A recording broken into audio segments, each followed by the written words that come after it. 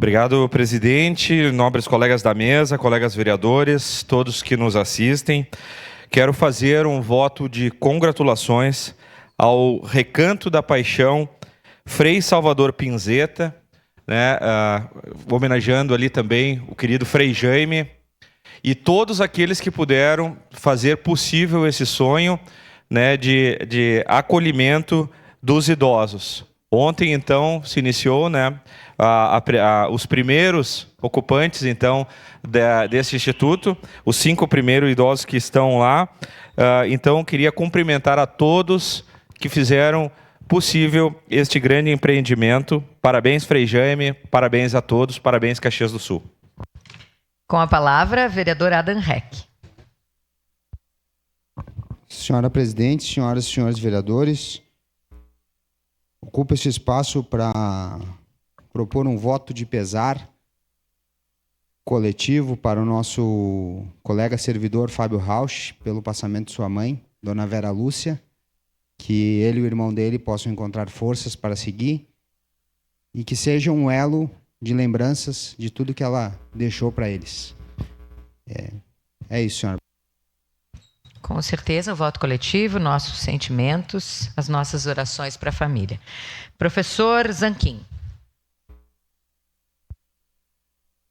Senhora presidente, caros colegas, infelizmente faço um voto de pesar hoje, pessoal e familiar, pelo falecimento da minha avó materna, Jorinda Orsi Moreira de Lima. Ela faleceu com 94 anos de idade, então a família está muito triste, mas, enfim, agora está junto lá com a minha querida mãe.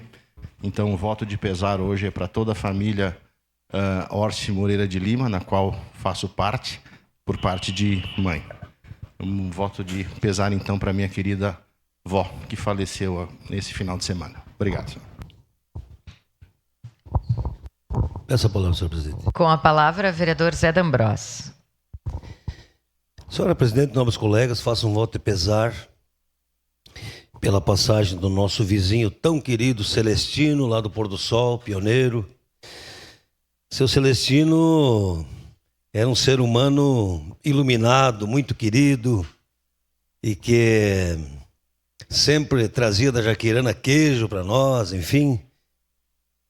Dona Terezinha, o Rodrigo, o Ricardinho, que é nosso músico ali do Clube São José.